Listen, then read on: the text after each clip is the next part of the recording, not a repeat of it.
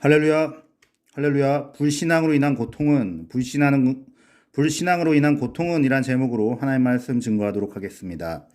하나님의 축복을 받고 그 언약 속에 하나님께 모든 것을 드리며 헌신하고 의탁한 사람일지라도 하나님을 끝까지 신뢰하지 못하고 자신의 방법을 쫓아갈 때는 신앙의 위기와 고통이 찾아옵니다.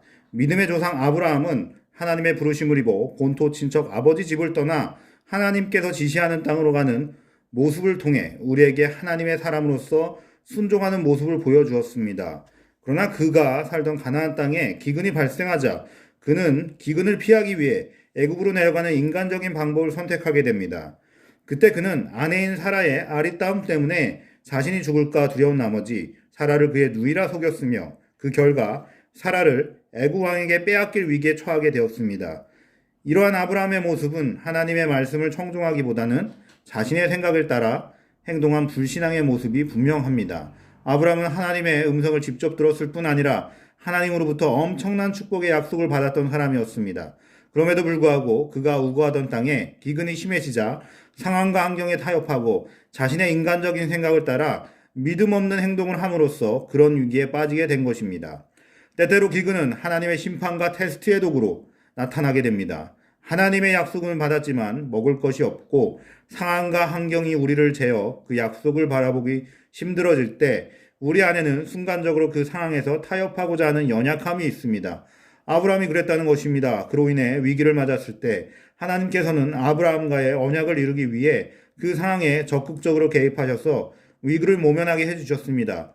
이에 아브라함은 그들을 신실하게 지키신 하나님을 깨닫고 그분을 예배하게 되지만 얼마 있지 않아 똑같은 죄를 반복하고 맙니다. 그러한 그의 연약함과 불신앙은 이전과 똑같은 위기를 불러왔습니다.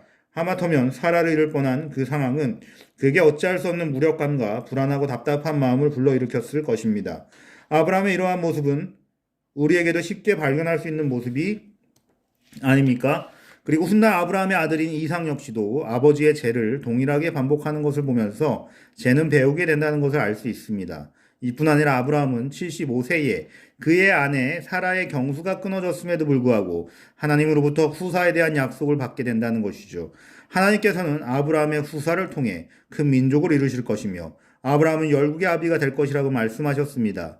이에 아브라함이 상식적으로 생각해 볼 때 자신은 무자하고 아내 사라는 경수가 끊어졌기 때문에 자신의 상속자는 집에서 길리운 자가 되어야 하지 않겠느냐고 물어볼 때 하나님께서는 내 몸에서 날 자가 내 후사가 되리라고 분명하게 말씀하시고 그를 이끌고 밖으로 나가셔서는 하늘을 우러러 묵뼈를 가르치시며 내 자손이 이와 같으리라고 확증해 주셨습니다. 성경은 아브라함이 여호와를 믿으니 여호와께서 이를 그의 의로 여기셨다고 말하고 있습니다. 그러나 이처럼 분명한 약속이 주어졌음에도 불구하고 하나님의 약속대로 금방 자녀가 태어난 것은 아니었습니다. 지루할 정도로 계속되는 하나님의 침묵의 시간이 뒤따랐습니다. 믿는 사람에게 있어서 참으로 고통스러운 것은 하나님의 침묵입니다. 아브라함은 하나님으로부터 분명한 약속을 받았음에도 불구하고 오랜 시간 동안 어떠한 일도 일어나지 않자 그만 하나님의 때를 기다리지 못하고 큰 잘못을 저지르고 맙니다. 하나님의 말씀이 있으므로 10년이 지나도 아무런 소식이 없자 그는 아내 사라의 요청에 따라 하녀 하갈을 취하여 이스마엘을 낳게 되었던 것입니다. 그 결과 믿음의 아브라함의 가정 안에 찾아온 고통들을 보십시오. 사라와 하갈 사이의 갈등, 아브라함의 번민, 하갈의 눈물, 그리고 이스마엘로 인해 인류 구원사에 찾아온 고통들은 결국 불신앙으로 가져온 결과였습니다. 상황과 환경의 어려움으로 인하여 하나님의 때를 기다리지 못하고 인간의 생각만으로 성급하게 문제를 해결하려고 했던 불순종과 불신앙이 가져온 비극적인 결과였습니다. 결국 아브라함이 처음 하나님으로부터 언약을 받은 지 25년이 지나서 그가 100세가 되어 자녀를 생산할 인간적인 희망이 완전히 끊어졌을 때 하나님께서는 하나님의 능력으로 그 약속을 이루셨습니다. 왜냐하면 인간적으로 아무런 희망이 없어 보일 때 일어난 일이야말로 하나님께서 친히 행하신 것으로 인정하게 되기 때문에 하나님께서는 하나님의 때를 기다리신 것입니다. 우리는 종종 하나님의 때를 기다리지 못함으로 성급하게 결단하고 행동함으로써 고통 가운데 빠져드는 경우가 많습니다. 하나님의 약속도 알고 부르심도 있지만 기대하지 못했던 상황과 환경에 처하게 되면 쉽게 우리의 믿음을 타협하고 그것이 하나님의 뜻이라고 말하며 돌이킬 수 없는 길로 가게 되는 것입니다. 이럴 때 우리에게는 기다림이 필요합니다. 하나님의 때를 기다리며 분명한 하나님의 음성을 듣고 그분의 뜻을 따라야 합니다. 기다리지 못하고 내린 성급한 결정이 돌이킬 수 없는 고통을 우리에게 가져다 줄 수 있기 때문입니다.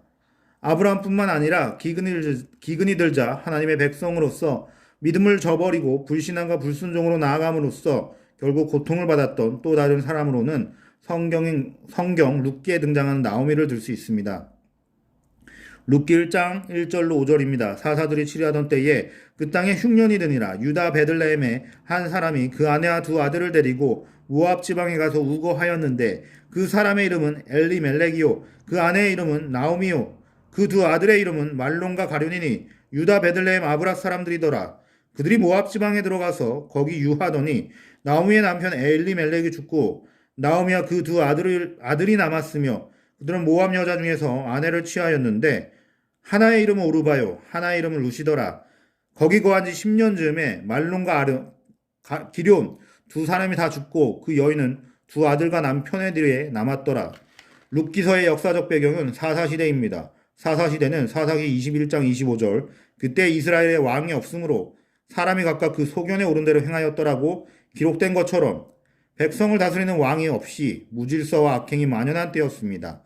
여호수아를 따라 가나안 땅에 들어간 이스라엘 백성들은 가나안의 이방인들을 모두 몰아내라는 하나님의 명령을 따르지 않고 타협함으로써 결국 가나안의 제약된 풍습에 빠져들게 되어 있습니다. 하나님의 말씀이 사사들을 통해 근근히 이어지고 있었지만 이 시대에는 하나님의 말씀을 대언할 영적 지도자가 없었고 이스라엘 백성들은 택함받은 백성으로서의 믿음과 구별된 생활을 잘 지키지 못했다는 것을 알 수 있습니다. 이러한 때에 가나안 땅에 기근이 든 것입니다.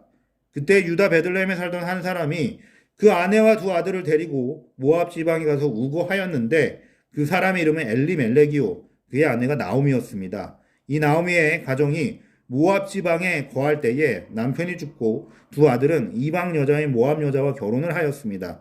그러나 거기 거한 지 10년 즈음에 두 아들도 죽고 나오미와 두 며느리만 남게 되었습니다. 아브라함처럼 나오미의 가정도 기근을 만나자 모압으로 옮겨갔던 것은 분명히 인간적인 생각으로 도피했던 불신앙의 행동이었습니다.